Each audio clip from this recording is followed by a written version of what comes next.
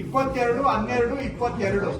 ಅದಾಗಿ 10 ತಿಂಗಳಾದ್ಮೇಲೆ 17ನೇ ತಾರೀಕು 10ನೇ ತಿಂಗಳು 23ನೇ ವರ್ಷದಲ್ಲಿ ಇಲ್ಲಿ ವರದಿ ಕೊಡ್ತಾರೆ. ಏನು ಇದರಲ್ಲಿ ನಿಮ್ಮ ಸರ್ವೆ ನಂಬರ್ ಅಲ್ಲಿ ರಸ್ತೆ ಇಲ್ಲ ಅಂತ.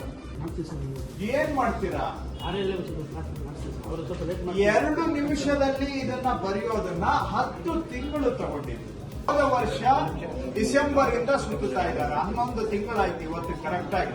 ಬೇಕಾದ್ರೆ ನಿಮ್ಗೆ ಪ್ರೂಫ್ ನಿಮ್ಮ ಆಫೀಸ್ದೇ ಫೈಲ್, ನಾನ್ ಬೆಂಗಳೂರಿಂದ ತಗೊಂಡ್ ಬಂದಿಲ್ಲ. ಅವ್ರು ಯಾರು 6 ತಿಂಗಳು 8 ತಿಂಗಳು ತಗೊಂಡಿದ್ದಾರೆ. ಅವ್ರಿಗೆ ನೋಟಿಸ್ ಕೊಡ್ಲಿ ಅಂತ ಹೇಳಿ ನೋಟಿಸ್ ಕೊಟ್ಟು ಅವ್ರ ಮೇಲೆ ಆಕ್ಷನ್ ತಗೊಂಡು, ಹಂಗಾದ್ರೆ ಮಂತ್ ನಾನು ಇಲ್ಲಿ ಬರ್ತಾ ಇರ್ಬೇಕು. ನನ್ಗೆ ಇನ್ನೇನು ಕರ್ನಾಟಕ ಇಲ್ಲ, ತುರ್ಬೇಕಾದ್ರೆ ಒಂದ್ ನೋಡಕ್ಕೆ ನಾನು ಬರ್ಬೇಕು ತಿಂಗಳು. ನೀವೇನಕ್ಕೆ ಇರೋದಾಗಾದ್ರೆ ಹೋಗ್ಲಿ, ನೀವು ನನ್ ಕೆಲಸ ನೀವು ಮಾಡ್ತೀರಾ, ನಾನು ಈ ಕೆಲಸ ಮಾಡ್ತೇನೆ. ನನ್ ಜವಾಬ್ದಾರಿ ನನ್ ಜವಾಬ್ದಾರಿ, ನಿಮ್ ಕೆಲಸ ನಾನು ಮಾಡಿಸ್ತೀನಿ. ನೀವು ನನ್ ಜಾಗದಲ್ಲಿ ಕೂತ್ಕೊಂಡು ನಡೆಸಿ. ಆಗ ನನ್ನ ತಾಲೂಕದ ಏನು ಪ್ರಾಬ್ಲಮ್ ಬರ್ದಂಗೆ ನಾನು ಮಾಡ್ಕೊಡ್ತೀನಿ ನಿಮ್ಗೆ. ನನ್ ಕೆಲಸ ನೀವು ಮಾಡ್ತೀರಾ? ಹಾಗಾದ್ರೆ ತಿಂಗಳು ಇಲ್ಲಿ ಬರ್ತಾ ಇರ್ಬೇಕು ನಾನು ಕೇಳೋದಿಕ್ಕೆ. ನೀವೇನಕ್ಕೆ ಇರೋದು ಸಾಹೇಬ್ರೆ? Revenue Minister Krishna Byre Gowda has ordered to issue a notice to the Kasaba Hubballi Revenue Inspector on the spot. The inspector took 11 months to mark the road on the map for agricultural land. The people present at the office also complained to the minister regarding the delay in their work.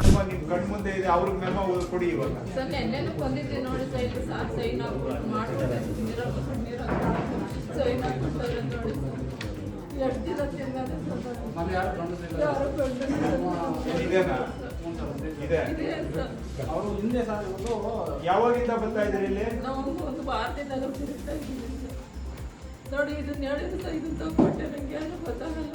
ಇದ್ರ ಮೇಲೆ ಹೆಸರೆಲ್ಲ ಐತೆ ಅಂತ ಕೇಳ್ತಾರೆ sir. ನಮ್ಮ ತಾತರ ಹತ್ರ ಐತೆ, ನನ್ನ ಹತ್ರ ಹೆಂಗ್ ಬರ್ತದೆ ಅದ್ರಲ್ಲಿ? ಪಾಣಿ ಯಾರ ಹೆಸರಲ್ಲಿದೆ ಈಗ? ಖಾತೆ ಮಾಡ್ತಾರೆ. ನಮ್ಮ ಅಮ್ಮನ ಇರೋದು ನನ್ನ ಈಗ ಪಾಣಿ ಬಂದಿದೆಯಲ್ಲಮ್ಮ, ಪಾಣಿ ಬಂದ್ಮೇಲೆ ಅದು ಯಾಕೆ ಮಾಡಬೇಕು? ಪಾಣಿ ಬಂದ್ಮೇಲೆ ನಿನ್ನ ಹೆಸರಿಗೆ ಹೆಂಗ್ ಪಾಣಿ ಬಂತು ಅಂತ ಕೇಳಕ್ಕೆ ಏನ್ ನಿಮ್ಗೆ ಅವಶ್ಯಕತೆ?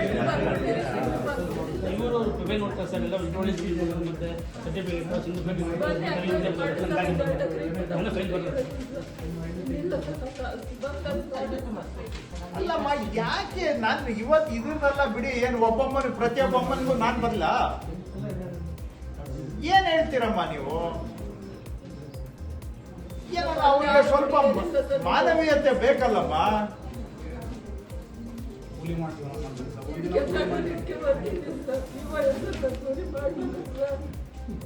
ಹೆಂಗಮ್ಮ ಹಿಂಗೆ ಕಣ್ಣೀರಿಡ್ಸಿದ್ರೆ ಜನಕ್ಕೆ ನೀವು? ಅಲ್ಲ, ನಿಮ್ಮ ಮನೆಯಲ್ಲೂ ಯಾರು ಅಣ್ಣ, ತಮ್ಮ, ತಾಯಿ, ತಂಗಿ ಯಾರು ಇಲ್ವಾ ನಿಮ್ಗೆ? ಗೊತ್ತಾಗಲ್ವಾ ಜನಗಳ ಕಷ್ಟ?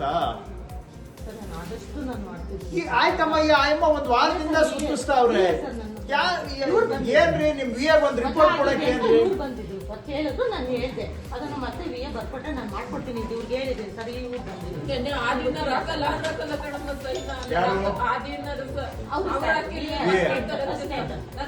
ಯಾಕೆ ಹಾಕಲ್ಲ ಅಂತಾರೆ? ಏನ್ ಕಾರಣ ಏನು? 5 ಎಕರೆ ಬತ್ತಾಯ್ತು. 5 ಎಕರೆ ಮಾಡ್ಕೊಡ್ರಿ ಸರ್. 435 ದಾಟಿದ್ರೆ ಸರ್ ಸ್ಮಾಲ್ ನಮ್ಮ ಚಿಕ್ಕಪ್ಪ ರೀಸನ್ ಇದೆ ಸರ್. ಅದಕ್ಕೂ ಆಯ್ತಮ್ಮ, ಈಗ ಅವ್ರಿಗೆ ಆಯ್ತು ವೆರಿಫೈ ಮಾಡ್ಲಿ. ಅವ್ರ ತಾತನ್ಗೆ ಇವ್ರೊಬ್ರೇನ ವಾರಸುದಾರರು? ಈಗ ನಿಮ್ ತಾತಂದ್ 5 ಎಕರೆ ಇತ್ತು ಅಂದ್ರೆ ತಾತನ್ಗೆ ಮಕ್ಕಳು ಇಲ್ಲ, ಮೊಮ್ಮಕ್ಕಳು ಇಲ್ಲ ಅಂದ್ರೆ ಇವ್ರೊಬ್ರಿಗೆ ಬರ್ತದೆ. ಅದನ್ನ ಅವ್ರು ಹೇಳಿದ್ರು ಅಂತಾನೆ ವೆರಿಫೈ ಮಾಡ್ಬೋದಲ್ಲ. ಈ ಅಮ್ಮನ್ಗೆ ಅಣ್ಣ ತಮ್ಮಂದ್ರು, ಅಕ್ಕ ತಂಗಿಯರು ಇದಾರೋ, ದೊಡ್ಡಪ್ಪ ಚಿಕ್ಕಪ್ಪನವರು ಇದಾರೋ ಇಲ್ಲ ಅಂತ ಅವ್ನು ನೋಡ್ಬೋದಲ್ಲ. ತಾತನ್ಗಿದ್ರೆ ಪೂರ್ತಿ ಅಮ್ಮನ್ಗೆ ಬರ್ತದ?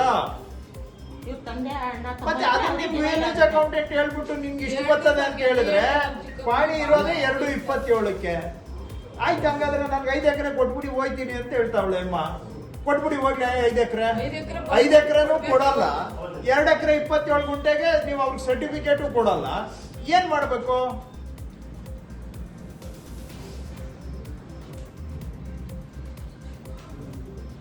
ಇನ್ ಜನ ನೀವು ಮಾಡೋ ಕೆಲಸಗಳನ್ನ ಬೈಕೊಳ್ದೆ ಇನ್ನೇನ್ ಮಾಡ್ಬೇಕು? ಸಣ್ಣ ಪುಟ್ಟ ಕೆಲಸಗಳಿಗೆ ಹಿಂಗೆ ಸುತ್ತಿಸಿದ್ರೆ 29 ಅಷ್ಟೇ ಮಾಡ್ಕೊಂಡಿದ್ದೆ. ಮಾಡ್ತಾರೆ ಬಿಡಮ್ಮ. ಇವತ್ತು ನಿಂದ ಒಬ್ಬಳದಲ್ಲ ಇದು, ಎಲ್ಲಾರನ್ನೂ ಗೋಳೆ ಯಾವ ಹೋಗ್ಲಿ? ಯಾರೇ ಕಸ್ಬಾ ಹೋಗ್ಲಿ, ಯಾರು ಆರ ಈ ಕಸ್ಬಾ ಹೋಗ್ಲಿ? ಆಂಜನಪ್ಪ ಸರ್, ಈಗ BA ಯಾರ್ರಿ ಶಿರಸ್ತೆದಾರ ಯಾರು? ಯಾವ್ದು 1 to 5 ಮಾಡೋದಕ್ಕೆ ಏನ್ ಕಷ್ಟ ಈಗ ಸರ್? ನೋಡ್ತೀನಿ ಅಂದ್ರೆ ಈಗ ನಾನು ಅವ್ರಿಗೆ 5 ಬಾರಿ ಕೇಳಿದೆ ಏನಾದ್ರು ಪಾಣಿ ಜಾಸ್ತಿ ಓಡ್ತಾ ಇದೆಯಾ ಅಂತ. ಅವ್ರ ಮಾಹಿತಿ ಪ್ರಕಾರ ಏನಿಲ್ಲ, 13ಕ್ಕೆ 13 ಓಡ್ತಾ ಇದೆ. 1 to 5 ಮಾಡೋದಕ್ಕೆ ಏನ್ ಕಷ್ಟ?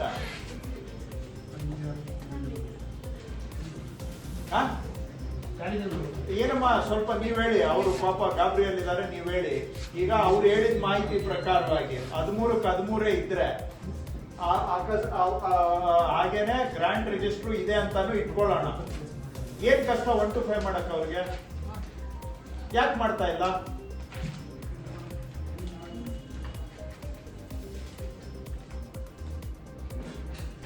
ಯಾಕಮ್ಮ ಮಾಡ್ತಾ ಇಲ್ಲ? ನನ್ಗೆ ಅರ್ಥ ಮಾಡಿಸಿ, ಯಾಕೆ ಆಗ್ತಾ ಇಲ್ಲ? ಏನು 13 ಎಕರೆ ಇದ್ರೆ ನೇರ ದುರಸ್ತಿ ಮಾಡಿಸ್ಬೇಕು.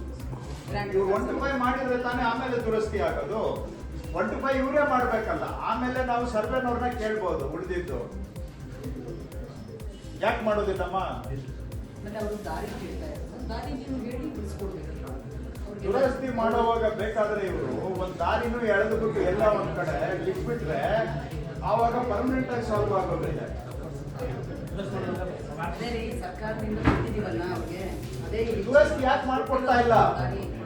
ಏನ್ ಸಮಸ್ಯೆ ಏನು ದುರಸ್ತಿ ಮಾಡಕ್ಕೆ? ಈ ಗ್ರಾಮದ 1 to 5 ಯಾಕೆ ಆಗ್ತಾ ಇದೆ ಅಂತ ಕೇಳ್ತಾ ಇದ್ದಾರೆ. ನೀರಲ್ಲಿ ಕರೆಕ್ಟ್ ಇರುತ್ತೆ ಸರ್. ನೈನಲ್ಲಿ ಈಗ ಆಯ್ತು, ನೈನಲ್ಲಿ ಇಲ್ಲದೆ ಹೋದ್ರು ಕೂಡ ಮೆಕ್ಯಾನಿಸಮ್ ಟು ಡೂ ಇಟ್. ಆಯ್ತು, ಮ್ಯಾಚ್ ಈಗ ಅವ್ರು ಹೇಳೋ ಪ್ರಕಾರ ಅಷ್ಟೇ ಅಂತ ಹೇಳ್ತಾ ಇದ್ದಾರೆ. ಅವ್ರೇನು ಮಿಸ್ ಮ್ಯಾಚ್ ಇದೆ ಅಂತ ಅವ್ರು ಹೇಳ್ತಾ ಇದ್ದಾರೆ. ಇರಬಹುದು ಅಂತ ಇಟ್ಕೊಳ್ಳೋಣ, ಬಟ್ ಇಲ್ಲ ಅಂತ ಇಟ್ಕೊಳ್ಳೋಣ. ಇಲ್ಲ ಅಂತಿದ್ರೆ ಮಾಡ್ಕೊಡೋದಕ್ಕೆ ಏನ್ ಕಷ್ಟ? ಅವಾಗ ರೋಡ್ದು ಸಾಲ್ವ್ ಆಗುತ್ತೆ. ಮಾಡೋದಿಲ್ಲ. ಅವರು ಸುತ್ತುತ್ತಾ ಇರೋದು ಬರೀ ಜಮೀನ್ ಹೋಗಕ್ ಬರಕ್ಕೆ ಬಿಡಿಸ್ಕೊಡಿ ಅಂತ ಸರ್. ಈಗ ನಿಮ್ ಮುಂದೆ ಕೇಸ್ ಇದೆ ನೋಡಿ ಸರ್. 10 ತಿಂಗಳು ಹೋದ ವರ್ಷ ಡಿಸೆಂಬರ್ ಇಂದ ಸುತ್ತುತ್ತಾ ಇದ್ದಾರೆ. 11 ತಿಂಗಳಾಯ್ತು ಇವತ್ತು ಕರೆಕ್ಟ್ ಆಗಿ.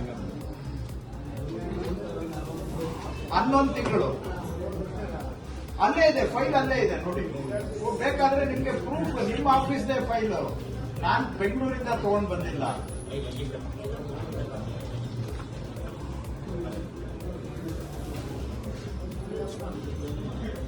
ಏನು ವ್ಯವಸ್ಥೆನಾ ಅವ್ಯವಸ್ಥೆನಾ?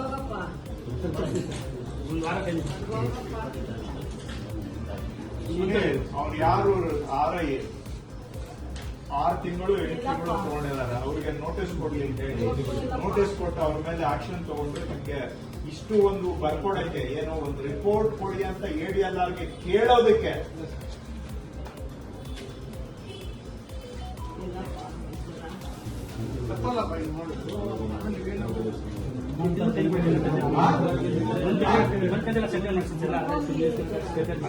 ಹಂಗಾದ್ರೆ ಮಂತ್ ನಾನು ಇಲ್ಲಿ ಬರ್ತಾ ಇರ್ಬೇಕು. ನನ್ಗೆ ಇನ್ನೇನು ಕರ್ನಾಟಕ ಇಲ್ಲ, ತುರ್ಬೇಕೆರೆ ಒಂದ್ ನೋಡಕ್ಕೆ ನಾನು ಬರ್ಬೇಕು ತಿಂಗಳು. ನೀವೇನಕ್ಕೆ ಇರೋದಾಗಾದ್ರೆ ಹೋಗ್ಲಿ. ನೀವು ನನ್ ಕೆಲಸ ನೀವು ಮಾಡ್ತೀರಾ, ನಾನು ಈ ಕೆಲಸ ಮಾಡ್ತೇನೆ. ನನ್ ಜವಾಬ್ದಾರಿ ಇರ್ಲಿ. ನನ್ ಜವಾಬ್ದಾರಿ, ನಿಮ್ ಕೆಲಸ ನಾನು ಮಾಡಿಸ್ತೀನಿ. ನೀವು ನನ್ ಜಾಗದಲ್ಲಿ ಕೂತ್ಕೊಂಡು ನಡೆಸಿ. ಆಗ ನನ್ನ ತಾಲೂಕದ ಏನು ಪ್ರಾಬ್ಲಮ್ ಬರ್ದಂಗೆ ನಾನು ಮಾಡ್ಕೊಡ್ತೀನಿ ನಿಮ್ಗೆ. ನನ್ ಕೆಲಸ ನೀವು ಮಾಡ್ತೀರಾ? ಹಾಗಾದ್ರೆ ತಿಂಗಳು ಇಲ್ಲಿ ಬರ್ತಾ ಇರ್ಬೇಕು ನಾನು ಕೇಳೋದಿಕ್ಕೆ. ನೀವೇನಕ್ಕೆ ಇರೋದು ಸಾಹೇಬ್ರೆ? ಒಬ್ಬ ಬಡವನಿಗೆ 11 ತಿಂಗಳು ಸುತ್ಸಕ್ಕೆ ಮನುಷ್ಯತ್ವ ಇದೆಯಾ ನಿಮ್ಗೆ ಅಂತ ನಾನು ಕೇಳೋದು. ಇದೆಯಲ್ರಿ? ಆ ಜನ ಬಂದು ಅಷ್ಟು ಅನುಭವಿಸ್ತಾರಲ್ಲ, ಏನಾದ್ರೂ ನಿಮ್ಗೂ ತಂದೆ ತಾಯಿ ಇಲ್ವಾ? ಅಣ್ಣ ತಮ್ಮ ಇಲ್ವಾ? ಇಲ್ವೇನ್ರಿ? ಅವ್ರ ಪರಿಸ್ಥಿತಿ ಏನು ಅಂತಾನು ನಿಮ್ಗೆ ಯಾವತ್ತೂ ಅನ್ಸಲ್ವಾ? ನಿಮ್ಗೆ ನಿಮ್ಮ ಇವ್ರಿಗೆ ಅವ್ರು ಯಾರು ಆರೈಗಳು ಏನ ಜನಗಳನ್ನ ಹಿಂಡಕ್ಕೋಸ್ಕರ ಕೂತಿದ್ದೀರಾ? ಅದಕ್ಕೆ ನಾನು ನಿಮಗೆ ಕೂರ್ಸಿರೋದು.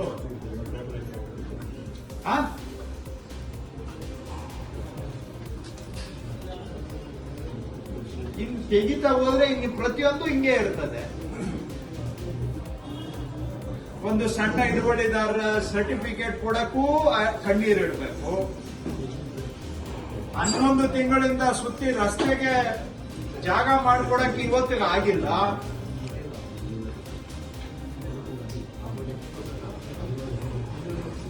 ಇಲ್ಲಿ ನೋಡಿದ್ರೆ 2 ತಿಂಗಳಿಂದ ಫೈಲ್ಗಳು ಪೆಂಡಿಂಗ್ ಇದಾವೆ. ಆಟ ಬರ್ಬಿಡ 2 ತಿಂಗಳಿಂದ ಪೆಂಡಿಂಗ್ ಒಬ್ಬೊಬ್ಬರ ಹತ್ರ. ಇದೇ ಕೆಲಸಕ್ಕೇನಪ್ಪ ಸರ್ಕಾರ ನಿಮ್ಮನ್ನ ಕೂರಿಸಿರೋದು?